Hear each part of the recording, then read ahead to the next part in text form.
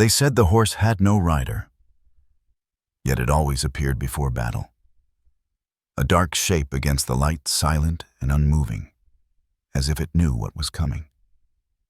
It would stand there still as stone just before the bugles screamed and the thunder of hooves began. Soldiers swore they saw it through the haze, through the drifting smoke of the Virginia fields, where death itself waited beyond every tree line. It was always there before the charge, and never afterward. No one ever saw it retreat. No one ever saw it fall. It was not in any official report. No photograph ever captured its shape. But among the men of Stuart's cavalry, the story grew like smoke that refused to clear. They called it the Silent Rider, a black horse that led them into the unknown. Some said it came when the air turned too still, when even the wind held its breath. Some said they heard the faint jingle of tack and the soft tread of hooves in the fog long before dawn touched the camp. Others said it simply appeared without sound, without warning, standing among the men as if it had risen out of the earth itself. There was one account, a letter found in a soldier's trunk. Years later, the paper yellowed and brittle. The handwriting trembled near the bottom, as if the man's hand had begun to shake. He wrote, "Before the charge at Brandy Station, the horse appeared again. No man on it, yet it knew where to go." Then a line scratched out violently, followed by nothing. The ink bled into the page as though the words themselves refused to be read. No name, no signature, only silence. When dawn came after that battle, the fog lay thick over the fields, and the wounded called out for help that never came. Men stumbled through the smoke and found no trace of hoof prints, no sign of the animal they had seen only hours before. But near the ridge where the charge had begun, someone found something strange, an imprint deep and singular, as if a single hoof had pressed into the mud and burned itself into memory. They said the air felt colder there, heavier, like a place that the living should not linger. Rumors spread through the camps. Some believed it was a warning and omen sent before blood was spilled. Others whispered it was the ghost of a cavalryman whose name had been erased by time, doomed to ride again and again, leading men into battles they would not survive. But others, those who had seen too much and lived too long, spoke softly, never in daylight. They said the horse wasn't a spirit at all. They said it was alive, but bound to something no one could see. A will, a presence, a command from somewhere beyond reason or mercy. As the war dragged on, stories of the Black Horse began to surface again and again, from Gettysburg to Yellow Tavern, from nameless skirmishes lost to time. Each tale carried the same details: the color, the silence, the way it always stood before the first shot was fired. No reins ever pulled it. No voice ever called its name. But it was there waiting, watching, leading. And as those who once laughed at the story began to vanish, even the skeptics fell silent. In the South, where faith and fear walked side by side, people learned long ago that some things were not to be mocked. They said the horse belonged to no man, but to the war itself, a living echo of every death it had witnessed. Because in that land of shadows, not every rider came from the world of the living. Some were echoes that never faded. And when the Confederate cavalry rode into battle, one dark shape always went before them, calm, steady, patient, as though it had been waiting all along. They called it the Phantom Horse of the Cavalry. The year was 1863, and Virginia had become a wound that refused to close. The fields once golden with wheat were now trampled into mud and ash. Every fence was splintered, every tree line scarred by cannon fire. The songs of birds had been replaced by the rhythm of hooves, the wheeze of dying horses, the long silence after thunder. To the soldiers of General J.E.B. Stuart's cavalry, this land was no longer home. It was a shifting graveyard, familiar and foreign at once. They were called the Eyes of Lee's Army, the swift, the proud, the untouchable. They were the riders who never slept, who could move through fog and fire faster than rumor itself. They dressed with a flourish. Their leader, Stuart, wore a plumed hat, gold spurs, and a saber polished until it shone. But beneath the glamour, there was exhaustion, the kind that seeps into bone. For every mile of glory, 10 miles of mud followed. For every song, a funeral waited at dusk. At dawn, their camp stirred slowly. The men woke to the cold bite of mist, to the smell of damp leather, and horses breathing steam into the air. They spoke little. Some prayed quietly, their hands trembling as they saddled up. Others rolled cigarettes with blackened fingers, pretending not to notice how the fog thickened too early. There was always fog now, thicker before the fight, thicker when something unseen moved through it. The men began to say it wasn't natural, that it came before battle like a curtain, hiding what they weren't meant to see. They started talking about the horse again. At first it was just a joke, the kind soldiers used to fill the silence before blood. Old Stuart's phantom horse, they said, laughing too loud, staring too long into the trees. But the laughter never lasted, because each time someone swore they had seen it, a shape in the mist, motionless, too large and too black to be a trick of light. No rider, no sound, just a horse standing alone at the edge of the field facing the enemy lines. In his own reports, Stuart never mentioned it. He was a man of charm and pride, who rode with music in his heart, even as cannon shells screamed above his head. He led with confidence, daring even vanity. Yet there were moments when his gaze lingered on the horizon longer than it should have. Those who rode close said he sometimes fell silent before battle, as if listening to something only he could hear. And once a courier claimed to have seen the general pause beside a dark figure in the fog. A horse, riderless. Stuart reached for its reins, then froze, his hands stopped mid-air before he turned and rode away. No one dared ask what he saw. But that night, he ordered the men to move camp 3 miles west, away from the open ridge. No reason was given. They obeyed. At sunrise, the old camp was shelled by Union artillery, the exact position where the black horse had been seen standing. Letters from soldiers began to surface over the years, scraps of fear written between orders and prayers. One private from the 1st Virginia wrote to his wife, "Do not think me mad, but there was a horse among us last night. It stood as if carved from shadow. The moon struck its eyes, and I thought I saw understanding there. It looked at us, then vanished into smoke." The next day, 50 of our men fell in the charge. The letter ended abruptly. No signature, only a tear mark in the paper. Camps became quieter. Men began refusing to speak of the sightings, fearing to call it forward by name. A few tried to follow it, young soldiers, curious, eager to prove their courage. None succeeded. One vanished in the fog near the Rapidan. His comrades found only his sword and boot prints, circling the same patch of earth as if he had been chasing something that wasn't there. Even the Union scouts began to record strange reports. In captured Confederate journals, they found notes describing a solitary horse without master, appearing before engagements. In one northern dispatch, a lieutenant remarked with a smirk, "The rebels claim a horse leads them to battle. Perhaps even their beasts are braver than they are." But that was before Brandy Station, the largest cavalry battle of the war, where that same lieutenant was among the first to fall. By then, the land itself had begun to turn spectral. Every hill, every farmhouse, every river crossing had been fought over too many times. The air seemed soaked with memory. Even the locals, those who survived between the armies, spoke of strange sounds at night.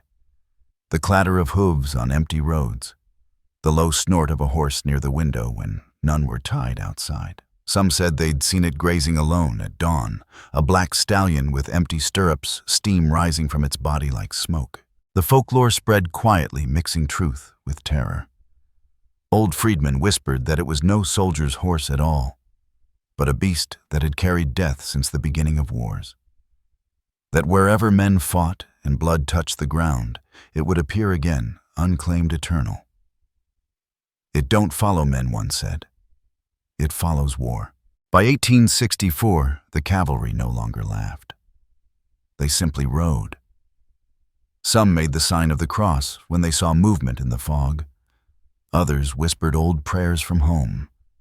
And when the silence before a charge grew too heavy, when even the birds fell quiet, they knew. Somewhere ahead, it was waiting. For many, the black horse was no longer a myth. It had become a certainty, a harbinger, a companion of fate. And deep down in the heart of every man who had survived enough battles to forget what peace looked like, there grew a quiet understanding. Perhaps it wasn't leading them at all. Perhaps it was waiting to take them home. They didn't speak it aloud, but every man in Stuart's command knew when that stillness came, when the air grew too cold and the mist too thick to breathe, the silent rider was near. The first official mention, if it can be called that, appeared in a military report dated June 1863, written by an adjutant attached to Stuart's command after the engagement near Brandy Station. The document, preserved in the War Department archives until 1901, included an odd annotation in the margin. The handwriting was unfamiliar, not belonging to the officer who signed the report. It read simply, "Apparition observed again before the first charge." The word apparition was later crossed out in red ink. No one knows by whom. In that same report, the adjutant detailed the morning fog, the confusion of cavalry movements, and the momentary hesitation before the assault. But beneath the clipped official tone of the document, so common in wartime writing, there lingered an unease. The men, it said, were uneasy before dawn. Some claimed to have seen a riderless animal on the ridge. I do not record superstitions, yet the effect was noticeable. The entry ends there abruptly, as if interrupted. The next page resumes with ammunition counts and casualties.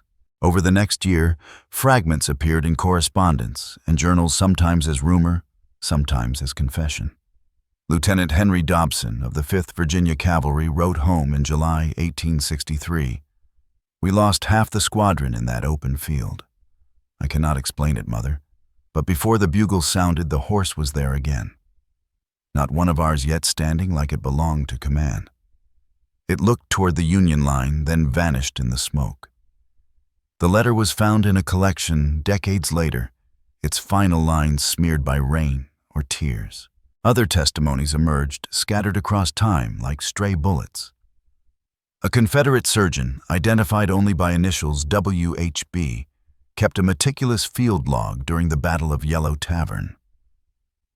Amid entries of amputations, morphine doses, and supplies, a strange note appears between the lines. Men whisper of a horse without master. It stands upon the field before the fighting. I saw none. Yet I could not shake the sense that something moved among the smoke where no wind stirred. That surgeon died the following week, caught in crossfire while evacuating the wounded. His journal, burned at the edges, was recovered from a ruined tent, its last pages darkened and unreadable. Civilian accounts from the same period echo the soldier's words.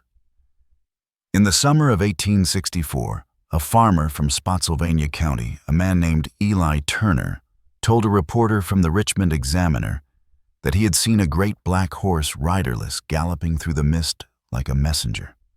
The story appeared buried in the lower corner of the June 11th issue under the title "Singular Occurrence Near the Old Mine Road." Days later, the paper printed a correction. The account was dismissed as wartime hysteria. The farmer himself disappeared that autumn. His house burned to the foundation. No cause was ever recorded. Among northern newspapers, similar stories circulated, though wrapped in sarcasm. The New York Herald printed a brief column mocking Southern superstition and its phantom cavalry, describing the tale of a black charger that foretells Confederate disaster.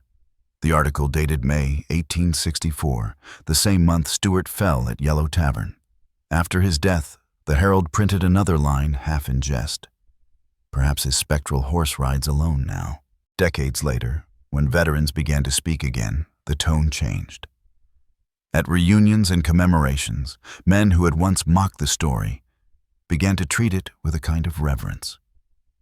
In 1896, an aging cavalryman named Jonas Bledsoe, interviewed for a Confederate veterans column, said quietly, "You could laugh in those days, but when you've watched enough men vanish into the fog, you stop laughing. That horse, whatever it was, came before we lost our best. Always before, never after." His eyes, the reporter noted, seemed fixed on something no longer there. The archives of the Library of Virginia hold several unsorted folders labeled Private Correspondence Cavalry Division, 1863 to 64. In one, a single unsigned page stands out. It reads, "There is an animal among us that bears no master. It does not graze, it does not rest. Its eyes gleam though the moon hides. When it comes, death follows. I write this so that someone may remember what we saw was no living beast." The paper is brittle, the ink faded to brown. The handwriting trembles, consistent experts say, with someone writing under candlelight in extreme cold. Even official historians of the post-war era, men, careful to separate myth from record, could not completely dismiss it. Colonel Thomas Hughes, who compiled the cavalry operations of the Army of Northern Virginia in 1905, made a discreet reference to an enduring belief among the men that a certain horse, unseen by most but reported by many, preceded several notable engagements. He added, "Whether by coincidence or imagination, it is a curious thread that runs through their testimonies, too consistent to ignore, too vague to prove." As the years passed, the story faded into folklore, tucked between casualty lists and battlefield maps. Yet among the aging veterans, it endured. At gatherings in Richmond and Charleston, old men in gray uniforms spoke of the black horse in low tones. Some swore it was Stuart's own Mount Highfly, killed in action but seen again. Others said it belonged to a nameless trooper buried without marker whose spirit could not find rest. And still others said it was not a ghost at all, but something older. Something tied to the land, an omen that appeared wherever men prepared to die. Those who sought proof found nothing. No photographs, no sketches, no hoofprints. Only the words left behind, and the uneasy silence that surrounded them. In the official record, the phantom horse remains a footnote, an unconfirmed fragment in a war filled with stranger truths. But the documents that survive, letters, reports, scorched diaries, all bear the same rhythm. It was seen before the charge. Always before, never after. By the time the guns fell silent, and the fields of Virginia grew quiet under the weight of peace, the legend had already escaped the war. It seeped into the soil, into the whispers of the survivors, into the lullabies of widows who could not sleep. The soldiers went home, but the horse, that black, soundless shadow, remained. In the first years after Appomattox, stories began to drift across the South, like stray embers from a dying fire. In taverns, at church steps, at crossroads where memory and superstition met, people spoke of the horse that never left the field. Farmers near Culpeper swore they'd seen it wandering through morning fog, the saddle worn and reins torn, as if it had ridden through time itself. Some said it was Stuart's own Mount Highfly, returned to search for its fallen master. Others said no, it had never belonged to any man. It was the war itself given form. There were nights when travelers on the old plank road reported hearing the slow, heavy sound of hooves keeping pace beside their wagons, though the road was empty. A blacksmith from Fredericksburg, interviewed in 1871, said he had heard those hooves echoing through his forge after midnight, each strike of hammer falling in rhythm with their sound. When he stepped outside, the air was still, yet the ground trembled faintly as if a great weight had just passed by unseen. Old soldiers, gray and hollow-eyed, told stories to their grandchildren of battles fought twice, once in life and once in dreams. They said sometimes just before the dawn, they would wake and hear it again, the snort of a horse in the fog, the faint jingle of tack, the whisper of a charge that never came. "It's him," they would say softly. "The rider's come back to count his own." The story grew and changed with every retelling. In Richmond, they called it the Confederate horse. In Carolina, the Death Charger. Along the Shenandoah Valley, it was the Watcher of the Fields. But everywhere it carried the same rhythm, the stillness before chaos, the black silhouette before blood. And always it vanished the moment the first shot rang out. The legend soon crossed into folklore proper, into the songs of wandering fiddlers, the verses of preachers who warned that war leaves behind more than graves.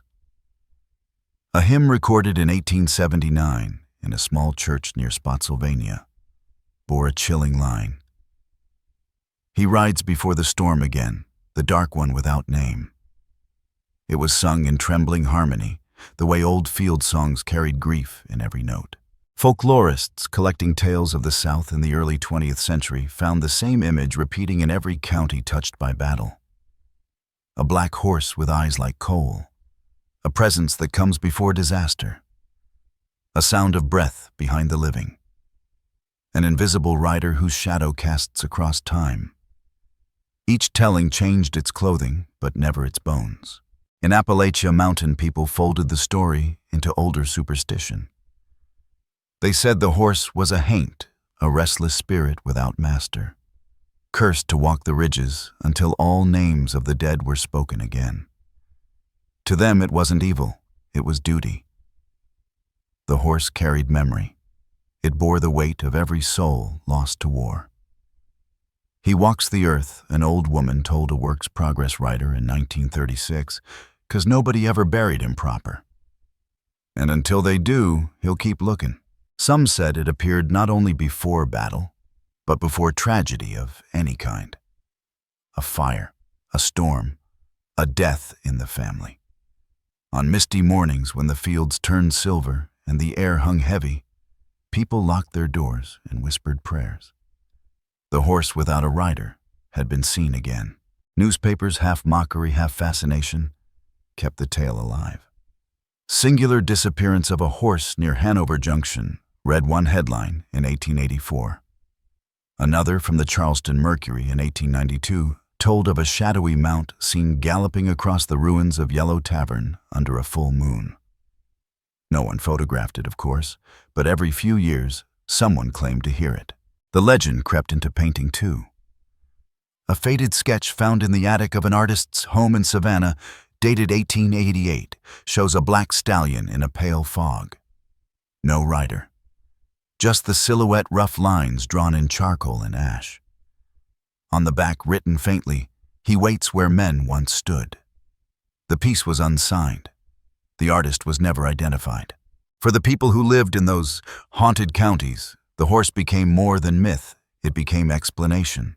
When crops failed, when soldiers' graves washed open in the floods, when thunder rolled at dawn, they said the rider's moving again. It was a way to name the unnameable, to give shape to the memory that refused to die. By the turn of the century, the story had become ritual. Children dared each other to walk alone at twilight near old battlefields. Women left bits of bread or salt on their doorsteps for the horse that never stops walking. Veterans carried silver coins, engraved with small horseshoes, a charm to keep death from riding too close. In 1903, a journalist for the Atlanta Constitution visited Yellow Tavern where Stuart had fallen. He found locals who still refused to pass the field after sunset. "It's not the general they fear," he wrote. "It's his horse. They say it walks the road still looking for its rider, and the living are wise enough not to stand in its way." Every legend has a moment when it stops being story and starts being memory. For Virginia, that moment never truly ended. The battlefields changed, the forests regrew, the wounds of war turned to moss, but the silence remained. A silence heavy waiting, listening. And in that silence, when fog settled low over the ridges and the morning light turned bronze, some claimed to see a figure in the distance, a dark horse standing still, as if time itself had paused to remember. Always before dawn, always before the storm, always alone. The phantom horse of the cavalry had become part of the South's soul, half warning, half prayer. When the last veterans of the Civil War died, the black horse should have died with them. But it didn't. Its shadow followed the noise of cannons into the new century. The name changed, the uniforms changed, but the silence before battle, the same terrible pause remained. And in that silence, again and again, men began to see it. The first confirmed echo appeared in 1915 during the mud-soaked nightmare of Flanders. The British front was a trench of cold mud and gas where rats were fatter than men, and time had stopped counting days. Among a platoon of the Royal Scots Fusiliers, word spread that something was moving in the fog. Not an enemy, not a stray horse, but something darker. A riderless animal, black as burnt oak, crossing the wire where no living creature could. A private named James Lyle wrote home. It walked as if the shells could not touch it. It looked straight at us, then was gone. His letter reached home 2 weeks before he was listed among the missing. The French told a similar tale that same winter. In the Somme sector, an officer recorded a brief clinical note, Un cheval noir sans cavalier vu à 13 avant l'attaque. A black horse without rider seen 3 hours before the attack. The pattern was identical before dawn, before the charge. When the historian Émile Duroche compiled soldiers' folklore in 1920, he found over a dozen such accounts scattered across France and Belgium. Some described the horse grazing calmly under shell fire. Others said it stood still, facing east, watching the horizon like a sentry.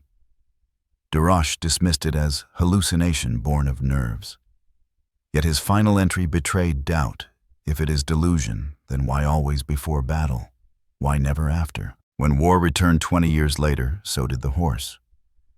In Spain, 1938, peasants in the Ebro Valley spoke of El Caballo sin jinete, the horse without a rider, seen galloping through the mist before every major engagement. A captured Republican diary described it simply. A black beast ran along the river at dawn. The men froze. Then came the planes. To the locals, it was an old omen, older than guns, the one who walks before death. They said it had been seen in every civil war their country ever suffered. Then came World War II, and the image leapt oceans. Allied soldiers landing in Normandy wrote in letters home of a horse wandering the hedgerows, still saddled, untouched by shrapnel. In July 1944, a U.S. war correspondent developed a roll of film taken near St. Lo. One frame showed a horse standing amid rubble, motionless eyes fixed toward the east. The caption typed later read, "Unidentified animal, 7 July." When archivists attempted to locate the original negative years later, it had vanished from the collection. Only a contact print survived, blurred, smoke-streaked, but unmistakable. The posture, the outline, even the empty reins, matched a Civil War sketch drawn 80 years earlier. Other fragments began to surface like flotsam from a single deep current. A German dispatch from Kursk, 1943, mentioned a dark horse seen moving through fog before the artillery opened. In Burma, Japanese soldiers spoke of a shadow beast crossing jungle trails before ambushes. In Korea, Marines posted along the frozen 38th parallel told of a black mount that breathed steam like a locomotive. It did not flee explosions. It did not make a sound. It only appeared before the first shot, then was gone. Scholars collecting these accounts started noticing a rhythm, identical phrasing, repeating across nations and languages before the charge. Those words appeared in diaries from 1863, 1915, 1938, 1944, 1951, as if some invisible hand had written through them all. Too distant to be imitation, too consistent to be chance. The image had outlived culture, language, an empire walking beside humanity, like a shadow that refused to fade. By the 1960s, folklorists began calling it the rider's archetype. They traced it back through myth and scripture, through the 4 horsemen of Revelation, through Norse sagas, where Odin's steed, Sleipnir, carried the souls of warriors, through Celtic tales of the Sefyll Dwar, the water horse that heralded death. Even among the Lakota and Comanche, long before the white man's wars, a riderless horse was seen as the spirit guide of fallen warriors, the messenger that walked between worlds. It was never evil. It was duty, escort, witness, memory. Modern anthropology gave it new words: collective trauma, psychic echo, cultural recursion. But soldiers on the ground never needed theory. They called it what their fathers had: the silent rider. To them, it was not a metaphor. It was the stillness that came before hell opened. The shape that waited when the air grew too heavy to breathe. In America, the legend returned to where it began. Tourists visiting Brandy Station, Yellow Tavern, Cold Harbor, left with photographs that sometimes caught something strange in the fog, an outline that shouldn't have been there, a shadow with no source. Locals still refused to cross those fields at dawn. Truck drivers on the old Telegraph Road told of headlights catching a black horse standing in the mist. When they slowed, it was gone. Some laughed it off. Others swore they smelled wet leather and gunpowder long after. Historians tried to reason it away. One claimed the human mind under pressure of fear creates patterns, old symbols resurfacing like cracks in glass. Another argued that each generation borrows its ghosts from the last, retelling them until memory and imagination merge. Yet none could explain why soldiers who never knew each other, fighting a century apart, described the same posture, the same silence, the same phrase before the charge. Even today, among troops stationed in deserts and mountains far from Virginia, the story surfaces in low voices. They don't call it myth. They call it warning. When the night turns too still, one veteran said, "That's when the rider's close." You'll know because your horse or your engine goes quiet. Perhaps it is not one story, but many lives remembering the same truth. Perhaps the black horse walks wherever men forget what peace sounds like. Its hooves have crossed continents, its shadow stretched from the red clay of the South to the mud of Europe, to the dust of modern war. Always unseen, always alone, always patient. And each time the guns are cleaned, the maps drawn, the men ordered forward, the same silence returns the breath before history repeats itself. In that silence, somewhere in the haze, the horse waits.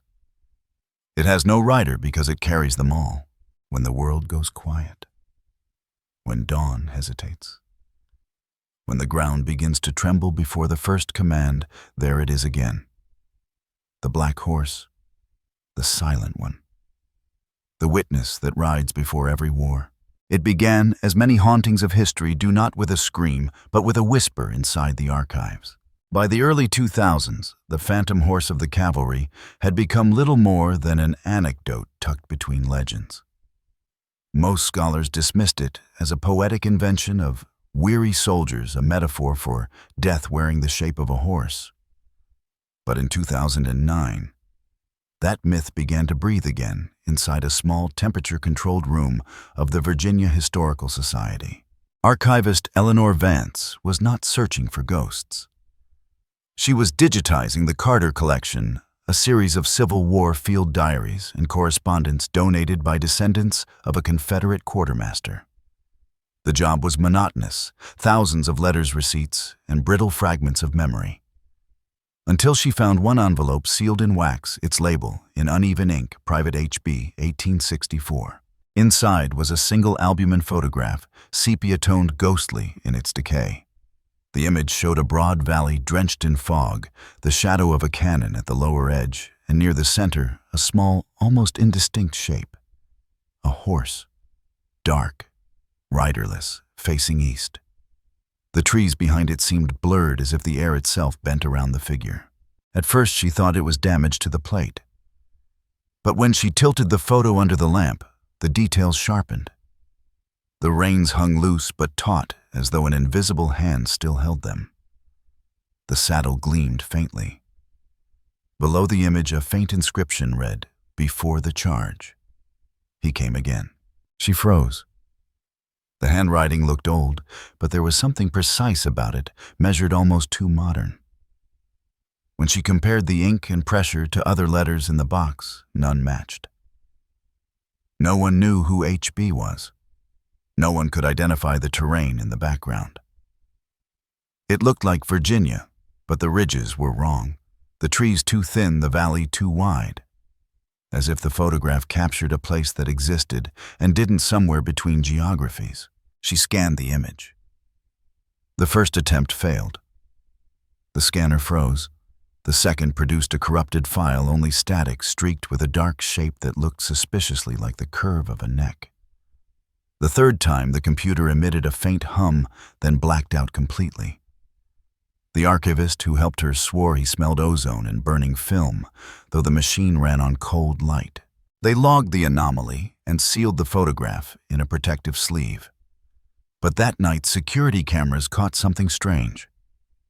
In the footage, the light in the archive flickered 3 times between 2:14 and 2:16 a.m. And in the brief intervals of darkness, the photograph on the table seemed to shift position. The motion was subtle but undeniable. Each time the light returned, the horse in the image appeared closer to the edge of the frame. When the footage was reviewed, the file glitched at the same timestamps where the photograph moved. The digital record corrupted. The physical photo, however, remained unchanged, still resting on its sleeve, still facing east. Eleanor became obsessed. She began tracing the image's provenance, comparing it to known Civil War negatives held at the Library of Congress, Smithsonian, and National Archives. None matched. No battle near Fredericksburg or Brandy Station fit the landscape. But in a 1916 French military album titled Les Ombres de Guerre, she found a near-identical composition, a ridge, a cannon, a horse-shaped silhouette in fog. The caption read, Ypres, 1916, avant la charge. She froze again at those words. Avant la charge. The same phrase found scrawled on the back of the Virginia photo, only in English, before the charge. Over the next months, she unearthed others. A Soviet battlefield photograph from Kursk, 1943, showing a black shape in the smoke. A fragment of 16mm film from Saipan, 1944, where one frame contained what looked like a horse's outline behind advancing soldiers. A journalist's sketchbook from Korea, 1951, with a pencil drawing of a horse standing before a line of tanks titled Before the Charge. The same composition, the same words, the same direction east. Eleanor began to notice other details. Each image had vanished or been damaged shortly after discovery. Each archivist who handled them reported similar failures.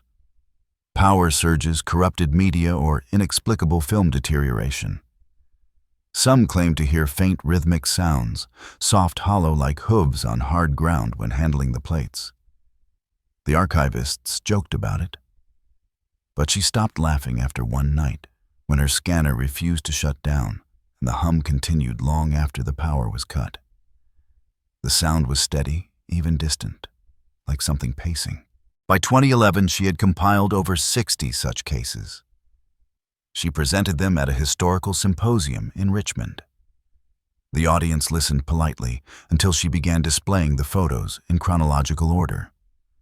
Projected onto the screen, the sequence formed an eerie progression. The horse in each frame shifted slightly in stance, angle, and distance, as though taking a single, slow step forward across time. From 1863 to 2003, the outline advanced through the centuries, moving toward the camera. The room fell silent. One historian muttered that the perspective illusion was caused by cropping variations. Another insisted it was pareidolia humans finding patterns in randomness. But when the lights came on, the laptop had frozen mid-frame. The image still glowed faintly on the screen, the horse halfway between light and shadow. The projector bulb burned out seconds later. That night, Eleanor's notes stopped. Her last recorded email, sent at 2:06 a.m. to a colleague, read, "Going to Brandy Station at dawn. The fog's rolling early. I need to see it for myself." She was never heard from again. Her car was found 3 days later near the Carter Ridge Battlefield Trail, engine cold, doors locked. Inside was her recorder. The final minute of audio is clear, her breath slow, the sound of wind, the faint rustle of grass. Then distantly hooves, measured, slow, growing louder. Her voice trembles. It's here, just like they said. It doesn't need men. It needs memory. Then silence, and one last sound, the faint jingle of reins. The recording has been analyzed dozens of times. The background noise contains no human interference, no machinery, no vehicles. Only low frequencies resembling a heartbeat or hooves striking soft earth at a walking pace. Every attempt to isolate the sound ends in data corruption. Her colleagues finished her report posthumously. It circulated quietly among archivists, labeled the Vance Hypothesis. In short, the same visual motif, riderless horse facing east, appears across 6 major wars. Every photographic or physical record of it experiences anomalous degradation within 72 hours of cataloging. The phrase before the charge recurs in at least 8 languages with handwriting anomalies consistent with a single author. Directional consistency. The horse always faces toward the rising sun. What disturbed investigators most was not the supernatural implication, but the linguistic one. A handwriting expert concluded the strokes in each inscription, though written decades apart, showed identical spacing and pressure rhythm, as if the same hand had written them all. In 2017, the U.S. Army's digital restoration team attempted to overlay the fragments from different wars into one composite. The result shocked even the skeptics. Each silhouette, when layered, aligned perfectly neck-legs, saddle strap angle of rein, forming a single continuous outline. A seamless figure spanning 150 years. It was not identical merely in shape. It was identical in proportion down to the millimeter. When the technicians tried to print the composite, the printer overheated. The image never emerged. The file corrupted permanently, labeled in the system as, before the charge, final TF. The checksum value, a code verifying file integrity, was 118630609.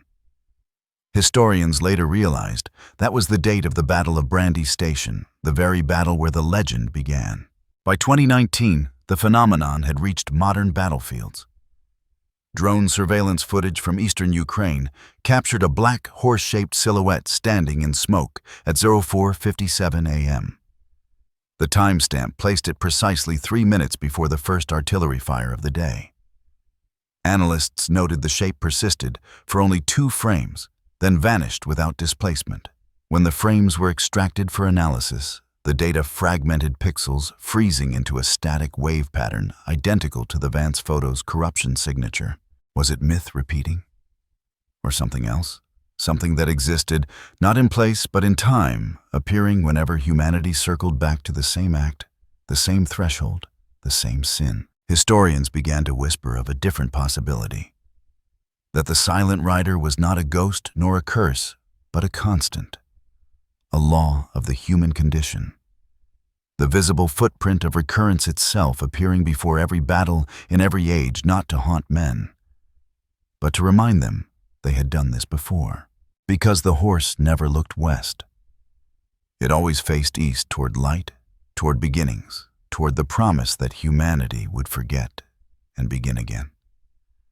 Perhaps it wasn't warning of death at all. Perhaps it was the witness of history's own endless resurrection. And so, through smoke, through memory, through film grain and fading ink, one image endures, a dark horse standing alone, reins loose, patient, eternal. Its silence stretches between centuries. Its eyes watch from the threshold between light and ruin. It waits not for the living, but for the next moment humanity remembers how to destroy itself. The next charge. The next dawn. Because somewhere in the mist, in every century, the hooves are already moving. And if you listen closely, when the world goes still, you might hear them again. Might hear the silent rider, the one that always rides before the charge. The morning comes not as light, but as forgiveness that never arrives. A slow gray dawn crawls across the Virginia hills, seeping through the fog like smoke from old gunpowder. The land breathes soft, broken, scarred by centuries, and the air carries the faint metallic tang of memory. Here in these fields, once painted in blood, history does not sleep. It murmurs beneath the soil. Every blade of grass remembers. If you walk these ridges before sunrise, before the world begins to speak, the silence feels alive. You can sense it on your skin, a stillness that presses against the chest like invisible weight. It's not the silence of peace, but the pause between chapters. The kind of quiet that listens back. Locals still rise early, though few talk about what they've seen. They tend their fences and their fields, pretending not to notice the strange hush that falls when the mist thickens. Some claim it's the wind moving through hollows. Others say it's the past breathing, restless, pacing the same ground it can't leave behind. Once in a while, a visitor swears they hear hooves, slow measured, deliberate, echoing through the trees long before the sun burns through the fog. Always just one horse, always moving east, always gone when the light reaches it. The historians come too armed with cameras and recording gear, walking the trails at Brandy Station or Yellow Tavern. They photograph the old cannons, the memorials, the moss-covered stones that mark where regiments once fell. But sometimes when they look through their lenses, they catch something that isn't there. When they lower their eyes, a darker shape behind the haze, still and watchful just beyond focus. Some dismiss it as exposure error. Others say nothing at all, quietly deleting the frame. Because deep down, they know. Some images are not meant to stay. The archivists who remember Eleanor Vance's disappearance still talk in hushed tones about the photo she found, the one that would not scan. The one that burned projectors and froze computers. They keep it sealed now in a climate vault beneath the Historical Society, logged but unviewed. The catalog note reads, "Only unidentified image, Brandy Station, 1864, reproduction not permitted." No one opens it. The interns are told not to ask. Yet once a year on foggy mornings, a faint sound hums through the vault's air vents, a low rhythmic vibration. The guards call it the heartbeat of the archive. Even outside Virginia, the story lives. Travelers through old European battlefields, Verdun-the-Somme-Kursk, report seeing a dark figure near dawn, shaped like a horse standing on the horizon. In Normandy, locals still speak of a black mare without master that appears at the ruins of Saint-Lô after heavy rain. In Spain, shepherds leave salt and bread near the Ebro River to honor El Caballo sin Jinete. And across the Pacific, veterans of Vietnam once told each other quietly that they had seen something walking the edge of the jungle before the first firefight, a dark shape watching from the tree line, patient as time. Every nation names it differently. Every language tries to define it. But the pattern never changes. A horse without rider. The silence before the storm. The eastward gaze. The same 4 words whispered into the fabric of every war before the charge. Some modern scholars try to explain it. They call it a psychological recursion, a symbol birthed by human guilt, a universal archetype of foreknowledge of the conscience that walks before us into destruction. They write papers and hold conferences speaking of collective haunting and the metaphysics of recurrence. But they never set foot on the battlefields they study. They do not feel the weight of the fog. They do not hear how the earth itself seems to hum when it remembers. Because the soldiers who have been there, the ones who have felt that impossible stillness before battle, know it differently. They say the horse is not omen, not metaphor, but witness. That it walks ahead of every army because something must. Because war itself demands a herald. They say when the black horse appears, it does not bring death, it records it. It stands to remember when men choose to forget. Perhaps that is why it never rides west. Always east. Toward sunrise. Toward the beginning again. Because mankind, blinded by hope or pride, keeps riding back into the same dawn, believing it's new. Believing it's the first. But the horse knows better. It knows the cycle. It has seen every version of the charge, the first, the last, the one yet to come. In the end, It is not fear that remains, but recognition. That strange, quiet certainty that we have done this before and will again. The fields change names, the uniforms change colors, but the silence, the heavy pause before the first cry of war never changes. And when that silence comes, it comes with him. The same patient shadow, the same unbroken rhythm of hooves echoing through fog. They will call it myth. They will call it superstition. They will call it coincidence. But myths persist because something in them refuses to die. Perhaps the silent rider is not haunting the living. Perhaps we are haunting him, reappearing century after century, repeating the same sin, forcing the same ghost to walk the same fields again. And somewhere between smoke and sunlight, between faith and ruin, he waits. Standing still, facing east, listening for the sound he has heard 1,000 times before the rising drums of another war.